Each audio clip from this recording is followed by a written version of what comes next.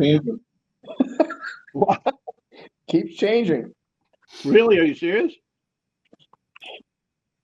Tonight, I am district commissioner for Fort Orange. That is my Right. title. Okay then.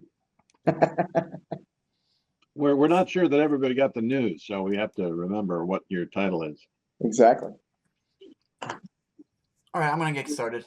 Thank you guys for coming. Welcome to our council roundtable. I'm Josh. We'll introduce people as we move on through. Tonight, for our Cub roundtable, we are focusing on service projects. And service projects that are Cub oriented. Oh, look, I cut off my Queensberry. If you didn't grab the link in my in chat, which I'll send again when I stop talking, here is a QR code for you to use because you're definitely not using your phone and trying to at the same time. Anyway, the QR code to sign on that you've come for attendance. That way I can start working more on what units are showing up, who deserves patches when I get that project on its feet for attendance. So looking at service projects, our safety moment is on tool use. So when we think about what stuff we can do with our scouts, we have to first look at safety. Tool use is a big aspect of that safe. Who can use what? When we look at our lions and tigers, we see pretty much everything. They can't do anything. They can't use any tools. Oh no. Keep in mind when we're looking at this list, we're looking at limitations recommended for actual service projects. So under painting, you'll notice handheld brushes are a no with lions and tigers. And at the scale that we're doing service project with kindergartners and first graders, you're not going to be able to have them paint the side of a building successfully. It's going to go poorly for them. It's going to go poorly for the amount of work they put in. Same thing with using shovels and rakes and stuff like that. They're too young. They're too small. It's just not going to go well for a productive and safe work environment. So for a service project, they're out. There are several adventures for that age that does include using them. They're just painting powered derby cars. Note in those adventures, they have a link to service project, or not, sorry, to tool use safety. Then they talk about what is recommended and not recommended there. Generally speaking, those smaller hands aren't able to do that safely, or they give a medium what they believe is a safe alternative. Once we hit wolf and bear, we start being able to do things. Webelos are still slightly under our scouts BSA, but look at a lot of that don't only use for our, using electrical things. Protective equipment should always be considered. Should we, even if we're, weeding or picking up trash, would work gloves be great? Using safety goggles for other people are around using power tools, or we're in a shop kind of thing. And just general environment of safety. Resources for our service projects. If you Google service projects and BSA, you can get a whole bunch of recommendations and resources. So I didn't put links in here. But something new that came out the last couple of years was changing how we talked about safety in BSA. We shifted to the SAFE acronym, which was supervision, assessment, fitness, and skill, equipment, and environment, or 4-ish ideas of how we checking off what's being safe. And this checklist that I have in the middle of the screen is a tool you can use to go about any age level to just double checking you're crossing all your I's and T's. Great ideas for service projects. National put out the idea of either helping the natural world, helping the community, helping a charter organization. This stuff that you see on the left side of the right side. I don't know. My brain's reversed. Of my screen here. All fantastic ideas. This time of year, we're thinking about Earth Day. We're thinking I love my Park Day. A lot of spring cleanups around towns. you can often find on Facebook. If you follow your county, or you follow your town, or you follow your local parks, they'll put out most information on Facebook or other social media. I've just got a whole bunch for the county of Rensselaer.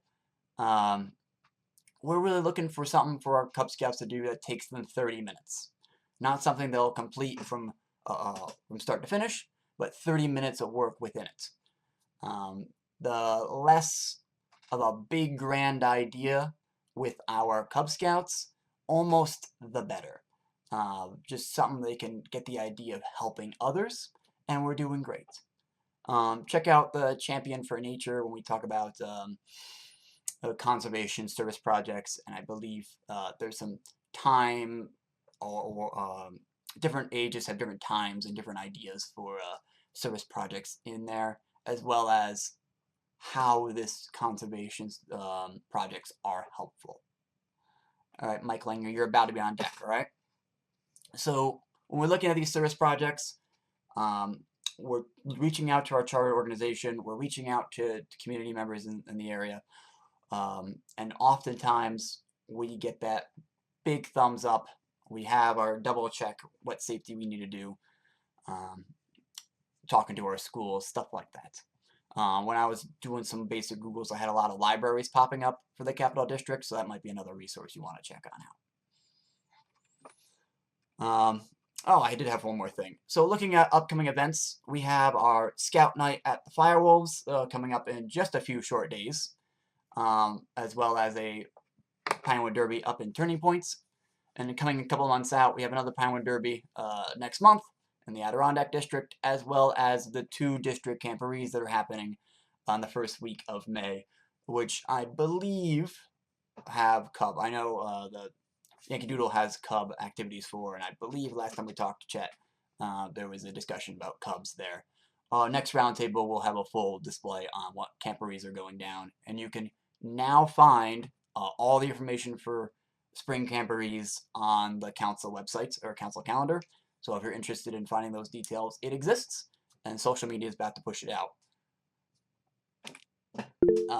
Looking at the scout camps, we have the 2 Cub camps coming out. Stacy, you have something you need to talk about? Question? Sorry, I just didn't. Do you know what the 2 camporees coming up? Can Cubs camp overnight at either of them?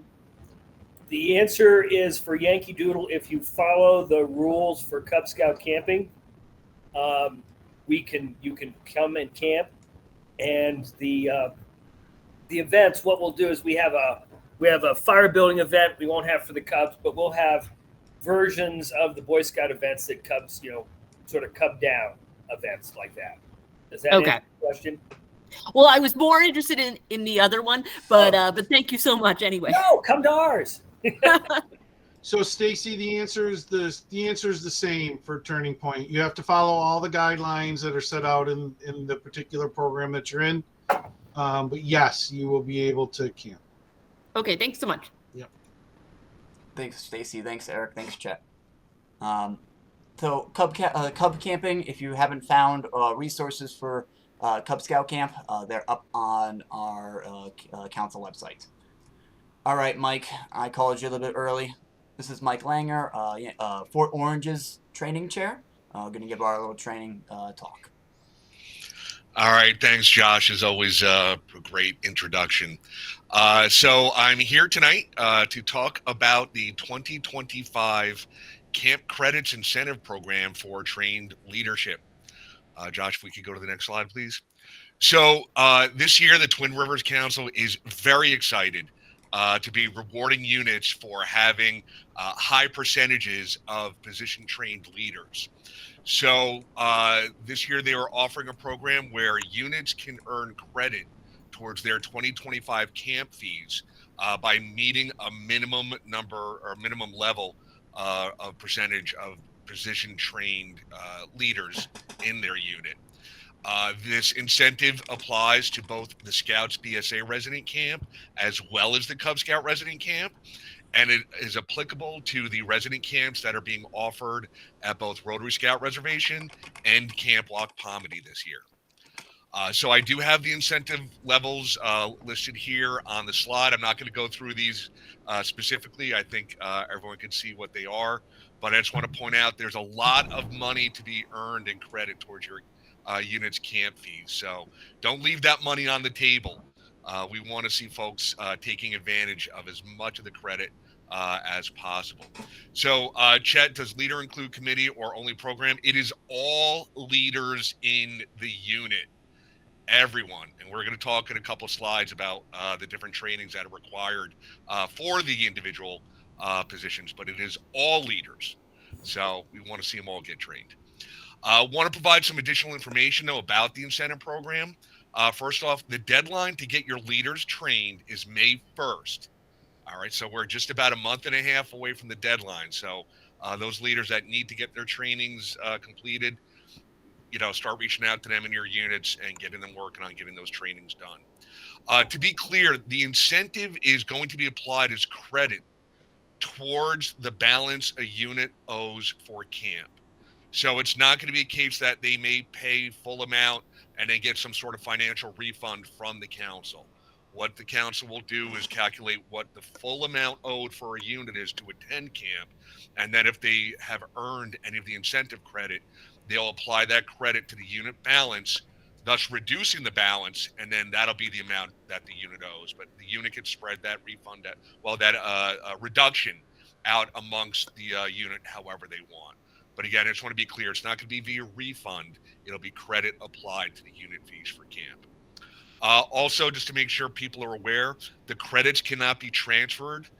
So, for example, if you maybe have a chartered organization that has maybe a boy troop and a girl troop, and maybe the girl troop earns more credit because they've got more trained leaders, but they want to help out the boy troop a little bit, they can't say, hey, can we take some of our incentive and apply it to the boy troop balance? It's separate and distinct. Even if the unit is under the same chartered organization, the unit earns the credit, they get the full amount of the credit. So again, every unit should be taking responsibility for encouraging all of their leaders to become position trained. Additionally, credits have to be used this year. There won't be the ability to roll over the credits next year. Now, I'm very optimistic that perhaps we do the same type of incentive next year, but for now, we're focusing on 2025. Yeah, I see that. We're focusing on 2025. So whatever credit your unit earns, it does have to be used this year. Josh, can we go to the next slide, please? All right. So what does it take to get your leaders considered position trained? First off, and we're all aware of this, but just a reminder, all positions must complete youth protection training, and it must have been completed within the last 2 years. We all know YPT expires every 2 years, but keep a lookout for those whose YPT might be coming up for expiration in the next 30 to 60 days, because if their YPT is expired on May 1st, they're not considered trained. So again, encourage folks, if their YPT is near expiration, just get it done, and they're good to go. At the troop level, Scoutmasters and Assistant Scoutmasters, they must complete the Scoutmaster, Assistant Scoutmaster position-specific training. They must complete Introduction to Outdoor Leader Skills, commonly referred to as IOLS, and hazardous weather training must be completed within the last 2 years. Now, that's always been the case, but we may all be aware that back in December, National actually rolled out a program that stated if your hazardous weather training expires, it actually removed your position trained status. And then if you renewed your hazardous weather training, your position trained status was also reinstated. So again, as with YPT, if there are any leaders out there whose hazardous weather training may be coming up for expiration, the best thing to do is ask them to renew it now. They're good for 2 years and they don't have to worry about it. What I highly encourage folks to do is, regardless of when you've taken your YPT or your hazardous weather training, next go around, take them both at the same time. The same day you renew one, renew them both, sync up those expiration dates, and then going forward, you don't have to worry about which one expires when. You'll just keep doing them together going forward. So just want to be clear that hazardous weather training has to be within the last 2 years. On the Cub Scout side, our Cub Masters, Assistant Cub Masters, Den Leaders, Assistant Den Leaders, they also have to complete their position-specific trainings. They also have to complete the hazardous weather training within the last 2 years. So essentially, the folks on this screen, these are considered our direct contact positions, and hazardous weather training is required for direct contact positions. So these folks make sure they're up to date. YPT, position specific, hazardous weather training. Scoutmasters, Assistant Scoutmasters haven't completed IOLS. Josh, can we go to the next slide, please? So the rest of the units, chartered organization representative, there is training available for this position. Your CORs should be completing this. So there is a position-specific training. I'll talk a little bit more how they can complete that. But your CORs may not be aware that there is training that they should be doing. Please make sure that they do know about it. They count in this incentive program. Let's talk now committee chairs and committee members.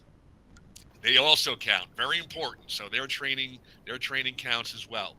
What I want to point out here, though, is that if trainings are completed online, there are different learning plans between a committee chair and a committee member.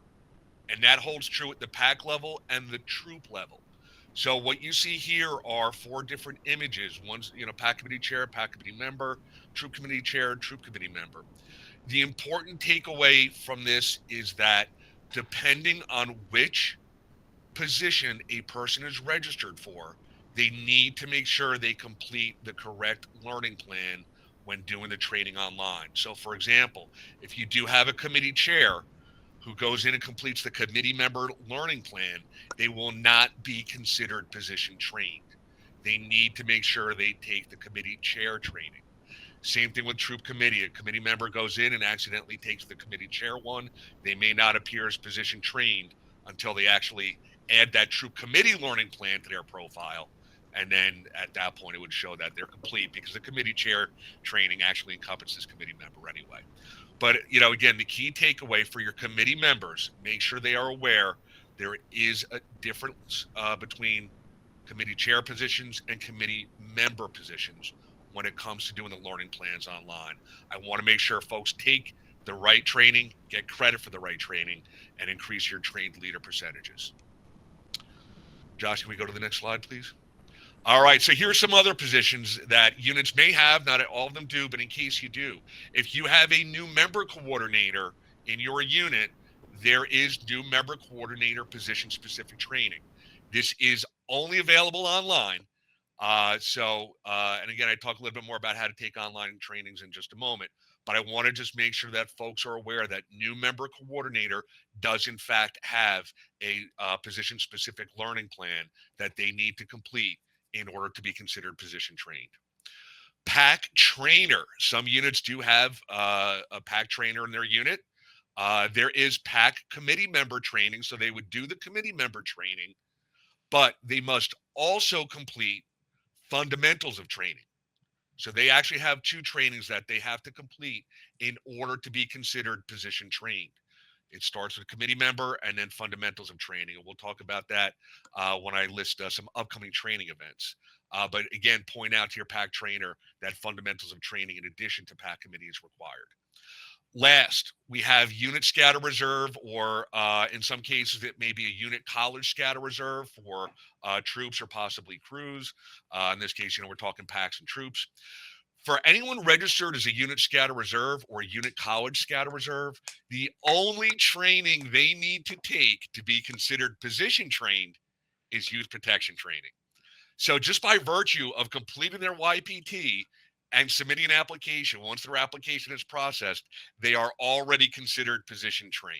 So there's nothing left for them to do. But, just make sure if you do have your unit scatter reserves, just make sure they've renewed their membership, for example, but otherwise they should be shown as position trained in your unit and helping to increase your trained leader percentages towards the incentives.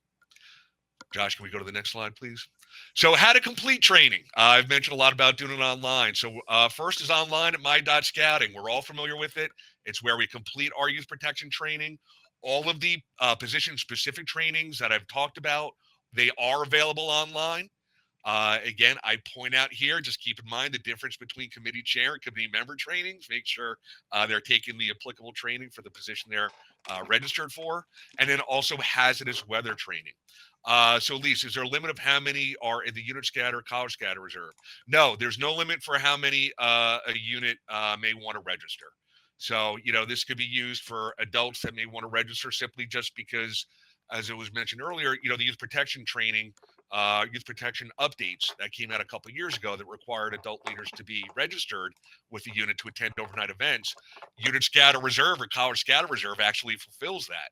So if you have adults that just want to get registered for the sake of being able to attend overnight events, but maybe aren't actually performing, true leadership roles in their units, register them as a unit scatter reserve. And again, by taking YPT, they are trained. Looks like someone has their hand up. It's me, Josh. Remind me, Mike, how many people do we need to be on the committee? It's the chair and. Yep. So in order to charter, there has to be a minimum of 3 people. There must be a committee chair, and then you must have at least 2 registered committee members. So that's the bare minimum for a unit. So, I suspect we shouldn't have any units out there with anything less than that. Does that help, Josh? Just, moving some people around. Thank you. Okay. All right. I got you. But yeah, it's not a bad idea. If there are folks that got registered as committee members, which a lot of units did that when this new update was rolled out about a year and a half ago. A lot of people got registered as committee members just to be registered, but they're not really committee members, nor are they interested in doing the committee member training. Go ahead and switch them to a unit scatter reserve, and you'll see that they're position trained, but they're active on the roster, and they count towards being able to attend overnight events. But again, no limit for how many unit scatter reserves or college scatter reserves a unit has on their roster. So again, going back to the online training, hazardous weather training, as I mentioned before, that is only available online. There is no instructor-led version of that course. So folks need to make sure that they're taking that training online and making sure it's within the last 2 years. As far as instructor-led trainings, we do offer the position-specific trainings, especially the direct contact leader trainings I mentioned earlier, the committee chair, committee member trainings we also offer. So those could be done at instructor-led events. Introduction to outdoor leader skills is only an instructor-led training. There is no online version of that. So that has to be taken at a weekend outdoor event. Fundamentals of training. I mentioned that for our PAC trainers. That also is only in person. There is no online version of it. So if you have any PAC trainers that need to complete that training, that needs to be done in person. So to find out what training opportunities are available, please refer to the Twin Rivers Council calendar. For trainings that are in the near future, registrations are typically open. We may have placeholders for ones a little bit further out, but you can even start to see when those training events are most likely going to be held. Charlie, looks like you have your hand up. You're on mute, Charlie. Wait a minute. There we go. Okay. All right. The intro to outdoor leader skills is different from Baloo. Yes, it is. That's a great question. So introduction to outdoor leader skills is specific to Scoutmasters and Assistant Scoutmasters. And that actually provides training for outdoor skills that the Scouts BSA Scouts need to learn, for tenderfoot through first class ranks. Baloo, which is not required to be position trained at a Cub Scout level. Baloo is the outdoor leader training to teach Cub Scout leaders the basics of the outdoor activities and how to plan and execute overnight events. So they are separate and distinct. The content is, at sometimes similar in nature, but it doesn't overlap, and they are, completely separate trainings. So as Cub Scout master, I do need the intro to outdoor leader skills.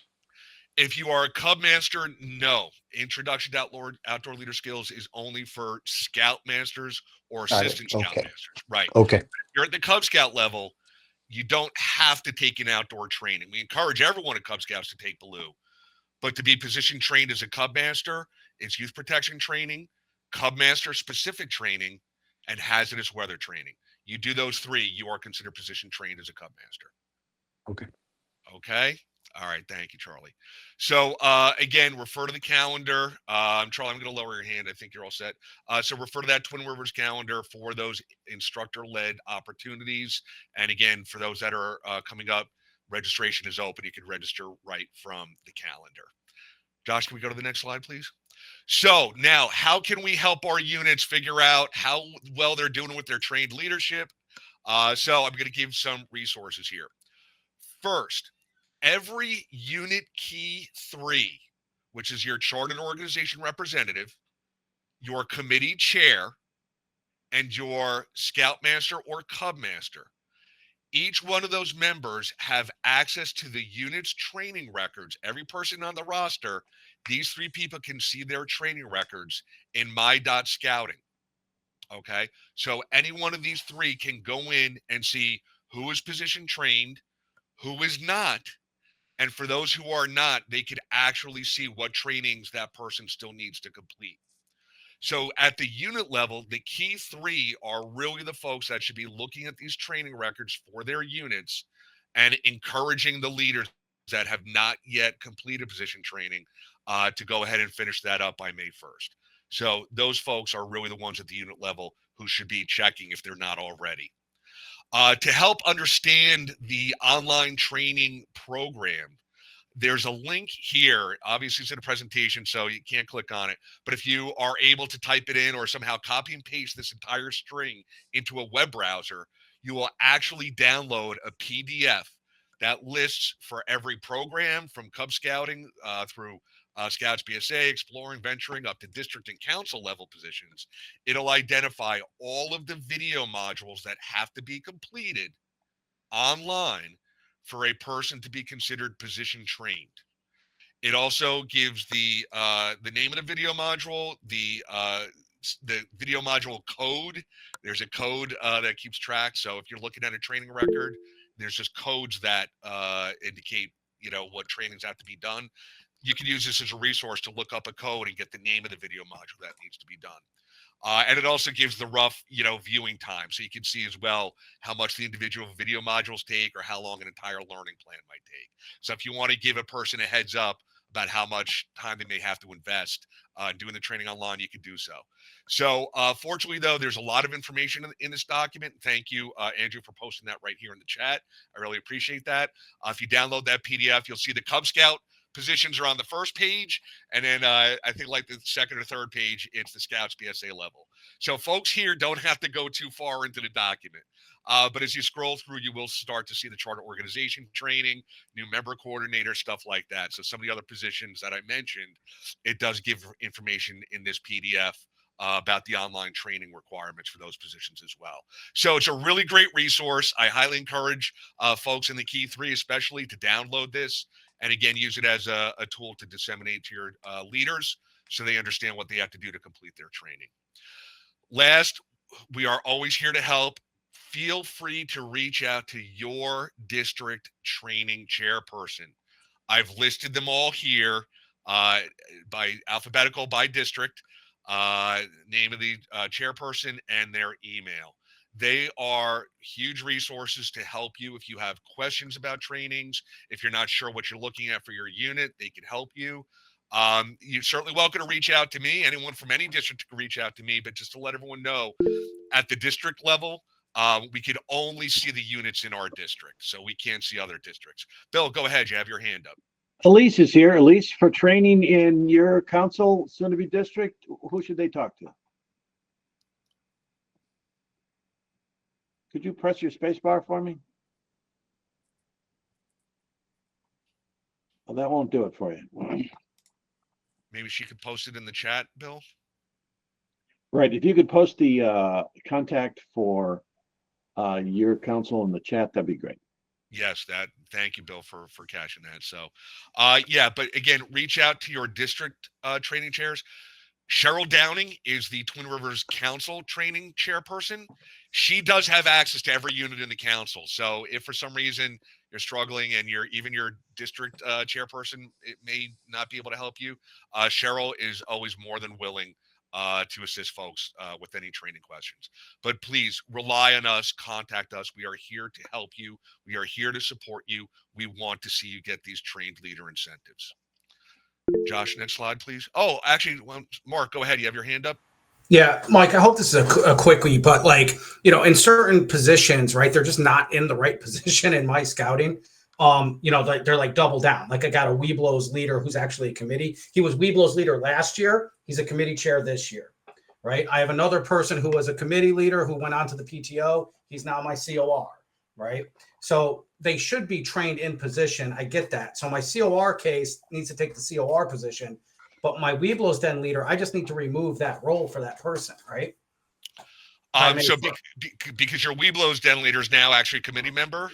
Yeah, exactly. Yeah, so, they're sticking around as committee member, but not the Weeblos Den crossed over. Right. Yeah. So yes, if they're no longer that Den leader position, try to get that off, and then keep them on as a committee member and make sure they do their committee member. Yeah, it's showing green. That was great, by the way, to tell us just to go look at the dashboard because that was. Once I found that, that's gold. Okay, thanks, Mike. Perfect. Okay, Josh, I think we skipped a slide. I think there was a slide about some of the upcoming trainings, real fast. So I just threw up the Fresh Desk, or the support system for you, Mark. So if you follow the link that's on screen now, and I just threw it in chat, if you have anything that might be more of a professional needs to look at it, kind of question. Okay, so some upcoming adult leader trainings, fundamentals of training and trainer's edge. That's being offered March 29th at the Council Service Center.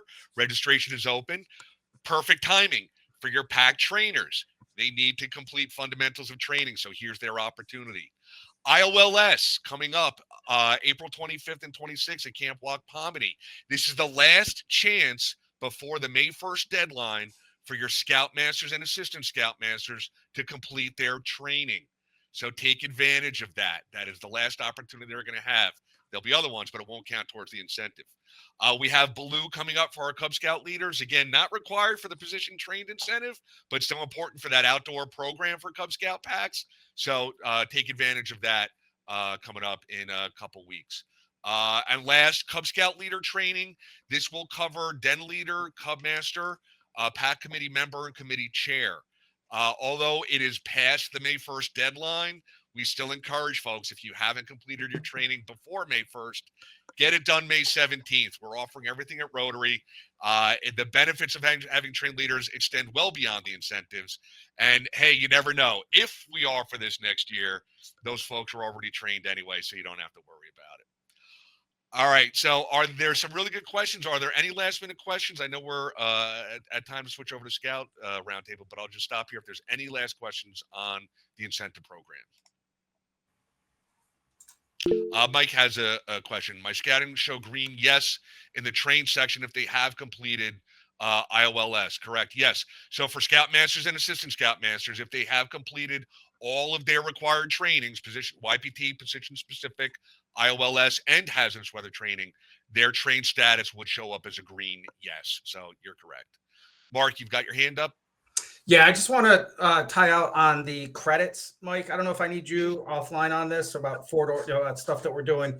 I mean, we've been promoting the summer camp since our recruitment window, right back in September. Right. A big deal. Get registered now, and even if you don't rank up and you don't complete the program, you're eligible for summer camp. As a great program, it's kind of partners with us really well. We have about 4 or 5 families in my pack, and unfortunately, they're all parent paid already with the day camp. So I know we can't get a refund, but is there any way that some credit can be funded into the council account and we use that for some other camp out or council event on behalf of those 5 scouts, or some reward for them because our adults? Yeah, good question. Now the key is though, Mark, if I understood you correctly, you actually said they registered for the day camp. Yeah. The incentive program is for the resident camp. Okay. So it's not applying to the day camp program. So if they are going to resident camp, they can certainly take advantage of it. But if it's strictly just day camp, this was not applicable to that program. It's just the Scout BSA and Cub Scout resident camp programs. All right, I'm here in resident now. Thank you for being clear about that. And then maybe we'll get a couple of these families to try resident camp then Sounds good. Encourage it. They can save some money if they get some trained leaders. Go ahead. Someone else has their hand up. Yes, I have it looks like I have like 70% of my people are not trained, but if someone is a direct contact leader, it says no. Do they still have to be trained? Let me make sure I understand the question. So you're saying that you do have direct contact leaders that are showing no in the train status, and you're asking if they do need to be trained to No. No. No. They are not direct contact They're not. leaders. Okay. So again, everyone that's on the unit roster counts towards the incentive. Okay. So even if they're not direct contact, so that's going to be your committee members, your committee chair, impact trainer, stuff like that. Even non-direct contact leaders, they still need to be trained to count towards the incentive. So if you were 70% not trained, you've got to get about 40% more trained to meet that minimum level of leaders trained to get any kind of the incentive money. Yes, we also have our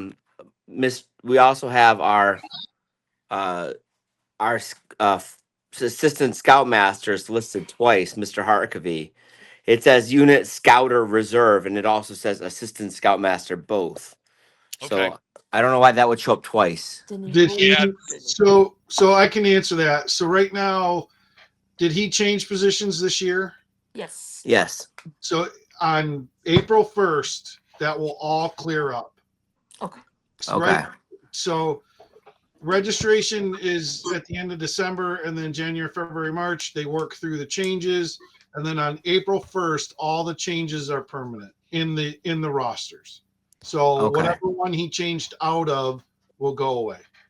Okay. Okay. So and then the registration, all of them are. It looks like all of them are current. A couple of them expiring. So they all need to Was be there trained. one for March here that I thought I saw? No. They're all active. They're all active. Okay. They all need to be trained. Even if their position is committee member, Yes. they need to be trained for that. Yep. And that's just the While for why that's just the youth protection training, right? No, No. if they are a committee member, they have to complete the committee member position specific training. Okay. Or whatever the position that they're in, they have specific training for that. Okay. Correct. Yep. Okay. Exactly. And Exactly. if you feel like you really need to be walked through it by someone, let's take an hour Yep. with you. One of our trainers, which I'll put that back up, would be Yeah. happy to walk through that Exactly. with you. Yeah. Yeah, we'll unit definitely specific need that. Yeah, for unit specific questions, Josh, if you want to put it back, reach out to your district training chairperson, or again, the council training chairperson as well could help you. But if you have unit specific questions, I think we're best to tackle those offline. Okay. thank you. Yep. Thanks. All right, some more hands. Art, looks like you've got your hand. Yeah, Mike, I just wanted to take a second and shout you out for a second. This was excellent. You did a fantastic job. Good presentation. Very informative. Thank you. No, I appreciate it, Art. I really appreciate that feedback. That's it's very kind of you. I'm glad it was informative. I hope people got a lot of information out of it. But again, if there are still questions, post them in the chat, and I'll do my best to answer them either live in the chat or I can always get back to you afterwards. But thank you, Art. I Good segue, do Mark, because appreciate I was about to kick you off. All right, chat. I'm throwing off my screen share here, but it's all yours. I'll be pinning you and stuff in a second. Thank you.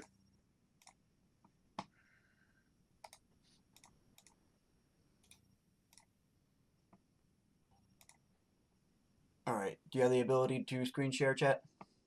I do. Perfect, okay. Trying to figure out why it won't start.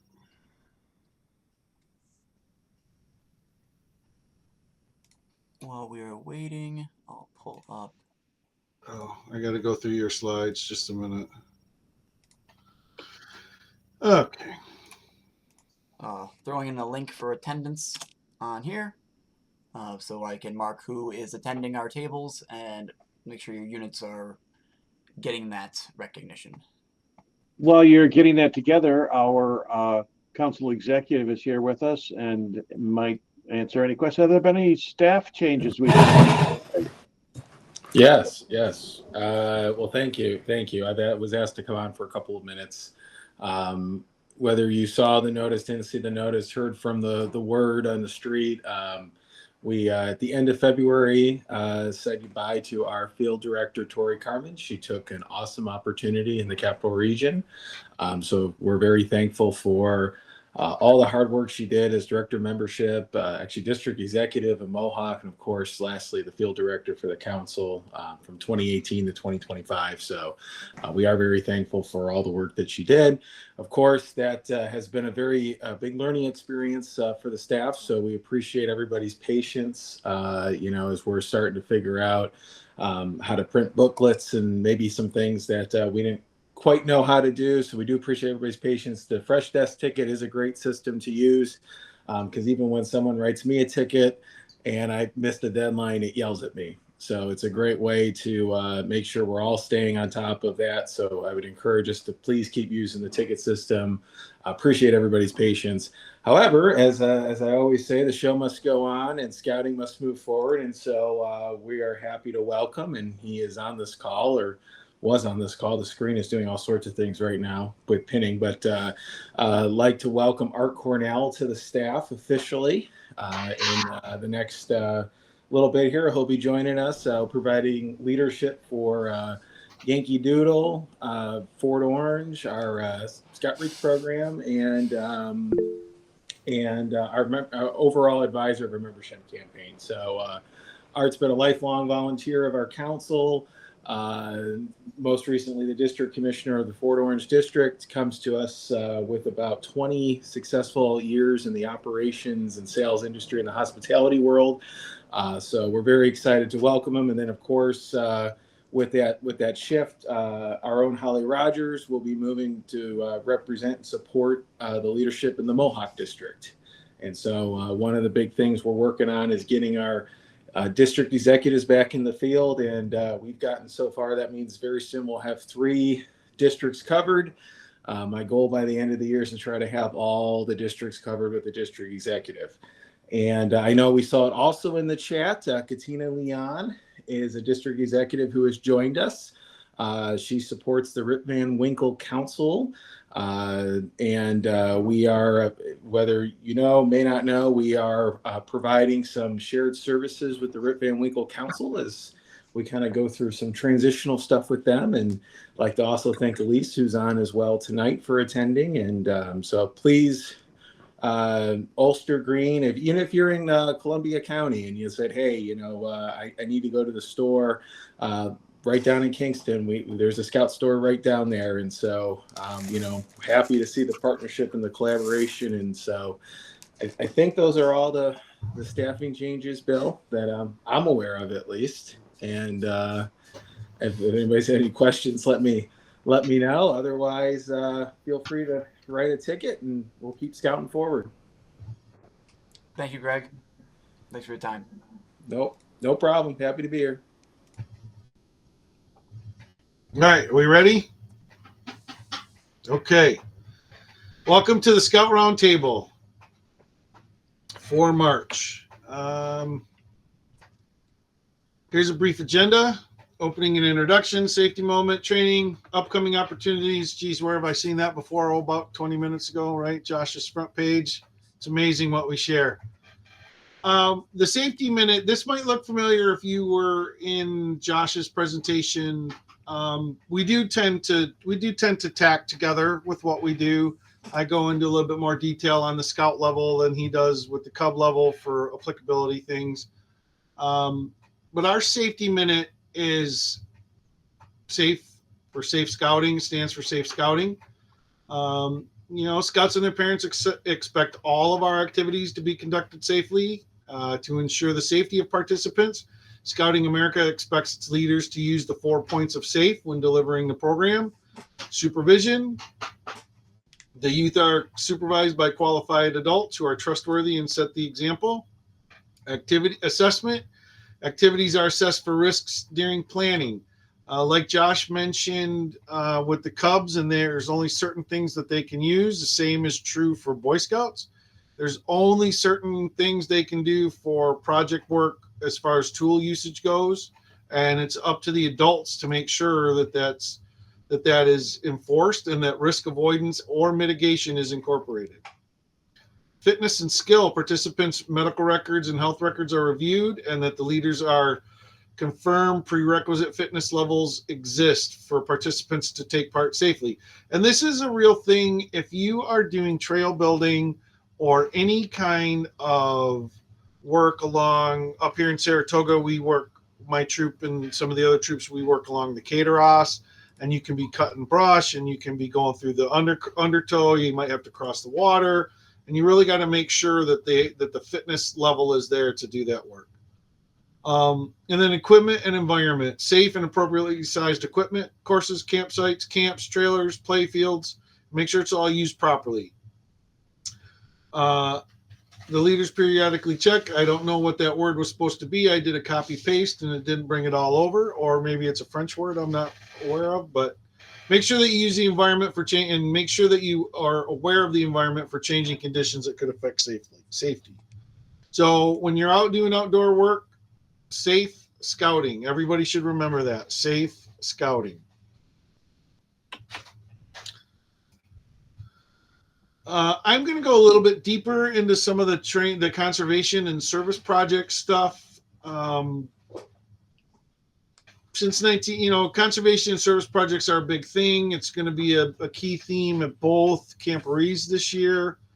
Since 1910, the conservation and environmental studies have been an integral part of Scouting America. Scouts have rendered distinguished public service by helping to conserve wildlife, energy, forests, soil, and water. Lots of Eagle Scout projects fall under this category of conservation projects. Past generations of Scouts have been widely recognized for undertaking conservation good turn action projects in their local communities. Through environmental explorations, Cub Scouts, Scouts BSA Ventures, and Sea Scouts visit outdoors and discover the natural world around them. Many natural resource careers are born in scouting. Since it first appeared in the 1955 printing of the Boy Scout Handbook, the Outdoor Code has reminded Scouts to be conservation-minded. I would ask, how many folks say the Outdoor Code at their meeting every week? I know we do at ours. I know it was interesting to watch the people at the University of Scouting sort of stumble and mumble through it when the OA put it up there. But it's very simple. It helps the boys think about being conservation minded, be considerate in the outdoors. This big one, be careful with fire. And we say it at the opening of our meeting every week. So depending on how deep into the conservation world that a scout would like to go, there is a Distinguished Conservation Service Award that is available, and that's what's in the background. That's the background here is the Distinguished Conservation Service Award. It's called the Hornaday Award, and right now it was called the Hornaday Award, which is being discontinued, and the new Scouting America Distinguished Conservation Service Award is being introduced, although it's going to use the same knot as the Hornaday Award. So there will be some similar uniform recognitions. But what this Hornaday Award is for is to underscore the importance of encouraging everyone to participate in environmental stewardship. The Distinguished Conservation Service Award will continue to recognize the conservation effort of Scouts, Ventures, Sea Scouts, all volunteers, individuals, as you can read on the screen there, that contribute significantly to natural resource conservation and environmental protection. It's been streamlined and modernized to build on the extraordinary contributions made by all of the award recipients to date.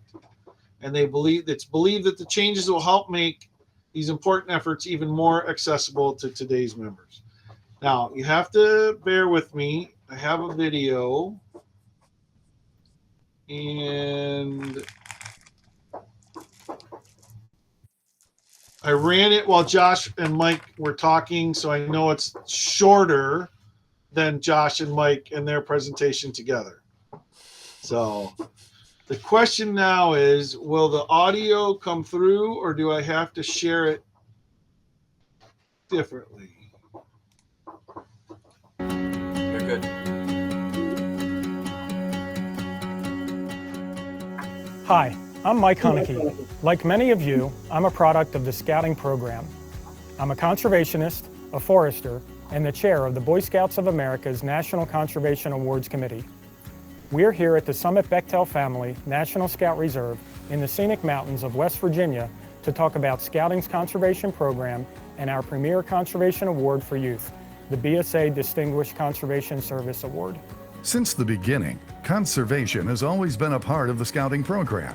It's no coincidence that the men who founded the Boy Scouts of America were all active supporters of forest and wildlife conservation. Our founders created a program that recognized our connection to the environment. And over the years, as Scouting grew, the program developed an emphasis on conservation that was designed to instill an awareness of the need for wise management of natural resources. Today, Cub Scouts, Scouts, Venturers, Sea Scouts, and Scouters continue to participate in a wide range of activities, awards, and advancement requirements that reinforce awareness and the need for wise use of our natural resources. Today's conservation program emphasizes sustainability, outdoor ethics, and social responsibility, built from an understanding of our place in the ecosystem. It's a goal that everyone understands that our actions have consequences in the environment, and that Scouting youth today will share the planet with 8 billion other people during their lifetimes. Scouting creates leaders, and the world needs leaders who are conservation-minded. Conservation is an important consideration here at the Summit Bechtel Reserve. The land I'm standing on was once a strip mine. After acquiring this land, the Boy Scouts of America restored the landscape, enhanced the wildlife habitat, and transformed this land into a world-class recreational venue for current and future generations of Scouting youth. In fact, we're taking conservation seriously at all of our National High Adventure bases, and we are proud of the good work that we are doing, whether it's coral reef restoration in the Florida Keys, forest and wildlife management here in the Appalachians, wildfire rehabilitation and hazardous fuel reduction in the Rocky Mountains, or stewardship throughout the Boundary Waters Canoe area. And locally, at our council camps, council conservation committees are charged with being the stewards of the properties that we are blessed to have. Scouting youth can also do their part. Scouts BSA, Venturers, and Sea Scouts can now earn the BSA Distinguished Conservation Service Award, which is the organization's highest award for conservation and environmental service. The BSA Distinguished Conservation Service Awards program encourages and recognizes Scouting youth who design, lead, and carry out 2 conservation projects that are based on sound scientific principles and practices. The projects must be selected from 2 different project categories, and they should each contribute to sound conservation and environmental improvement in the local community or the nation. The applicant is expected to research potential projects and to choose, with guidance from a conservation advisor, a worthy project. Keep in mind that the projects must be conservation projects, designed to address a conservation issue or need in the local area, and projects must provide a long-term benefit to the environment or the creatures that live there. A trained advisor and the Council's Conservation Committee must approve all conservation projects before the applicant can begin work. One project can be the applicant's Eagle Scout Leadership Service project, if it is suitable, and projects can be performed on BSA-owned properties. Once the applicant has completed all of the requirements and necessary paperwork, the application is reviewed and awarded through the Council's Conservation Committee. And, of course, for our youth applicants to be successful, it is essential that we have trained adult advisors to guide them through the process. Unit leaders, Council Conservation Committee members, and other interested adult scouters can help by taking the online training to become a Distinguished Conservation Service Award Advisor. The training modules will provide you with all of the information you need to be an effective advisor. Thank you in advance for your commitment to the conservation program and scouting. And to our scouts, venturers, and Sea Scouts, you can make a difference. Consider working on the BSA Distinguished Conservation Service Award today. Imagine what we can do together. We might just change the world. Thank you all, and good scouting. More information about conservation and scouting and the Distinguished Conservation Service Award can be found online or by contacting your local Scout Service Center.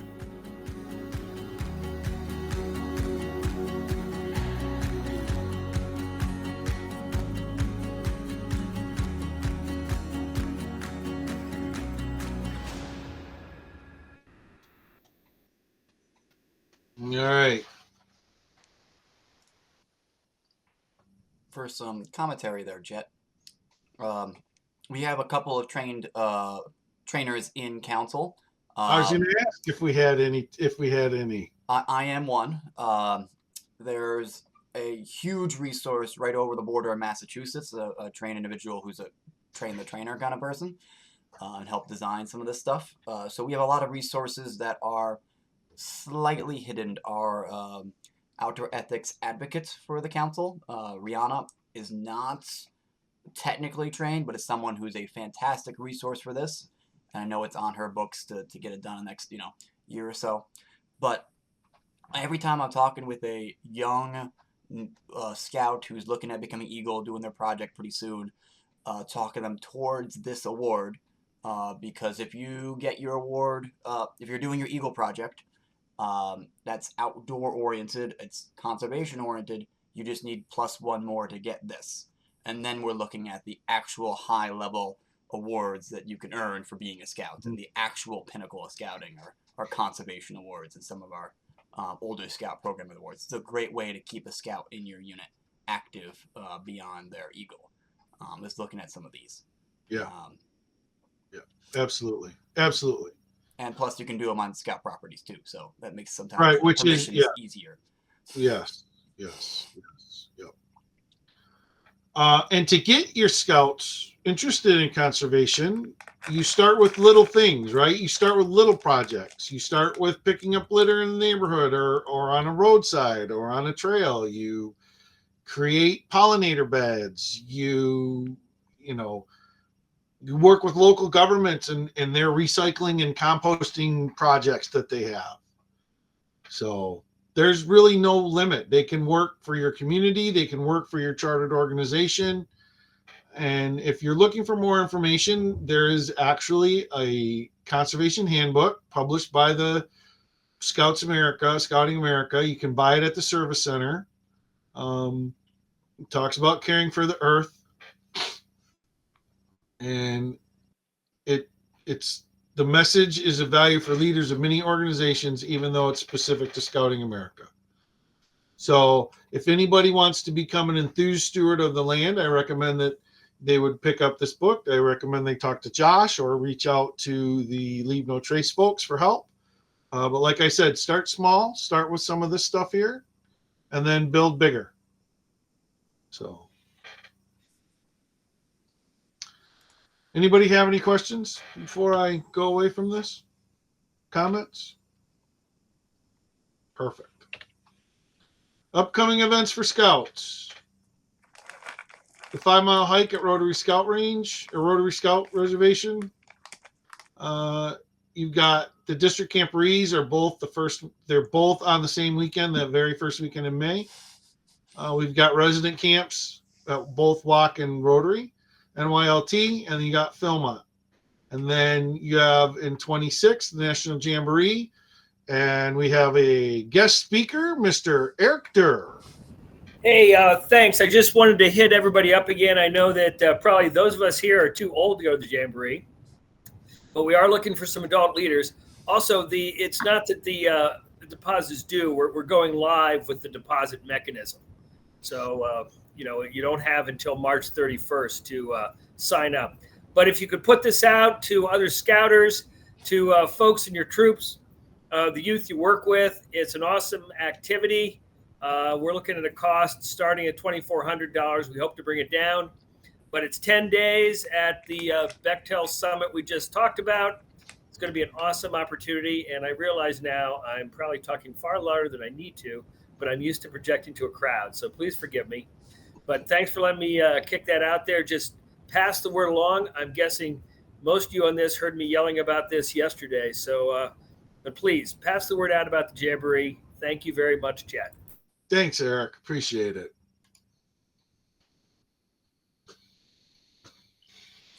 So, Josh, I don't remember quite what this slide was for, but it's just a reinforcement of the resident camps. Yeah, we were looking at last month. We were looking at things happening this summer. So Right. yep. Right. And NYLT. And then Order the Arrow. There are lodge elections are going on right now, so watch for emails. I did see on the calendar in April a Brotherhood hike. I don't know, is anybody from OA on that wants to talk about that? Is that happening? At a location to be determined. Well, last I heard, it was Camp Chingachgook on Lake Shore. Yeah, Chingachgook. Yep. Okay. Yeah. That's it. 1 day event. Okay. 427 is the Lodge LECM. You have spring induction at Wackpomony, May 16th to the 18th, and spring induction at Rotary, May 30th to June 1st. Adult leader trainings, as Mike went over. Fundamentals of training and Trainer's Edge. It's coming up here in 2 weeks. We have first aid and CPR at WAC and IOLS at WAC, and then WFA at Rotary in May. Bill. Hello. I already gave my minute up to talk about staff changes, but I just want to also congratulate and thank everybody that was involved in the training yesterday. I think we had a fabulous turnout, and I want to thank everybody that was involved in that. I think the numbers were fabulous, and it just shows how much scouting is back in our area. Thank you very much, Ted. Okay. So we've reached the end. The fresh deck slide means that we've reached the end. Does anybody have any questions on anything we covered today, either roundtable, the Cub roundtable or the Scout roundtable? You had a comment in the. Yeah, Charlie says he can't use. Charlie from 6061 says he can't use the QR code. That's fine, Charlie. Josh will get your attendance. And plus, I just put the form in if you want to use it as well. All right. I feel like we've dropped and missed something, but we're 2 minutes over. So I want to thank you all for your time. I want to thank you all for that little flexibility with Cub Scouts and the questions going on with our incentive. And to say have a wonderful month, and thank you all for what you do in scouting. This is a great roundtable, guys. Thank you. Thanks, everybody. Thank you. Hey, Josh, share your presentation with me. Thank you.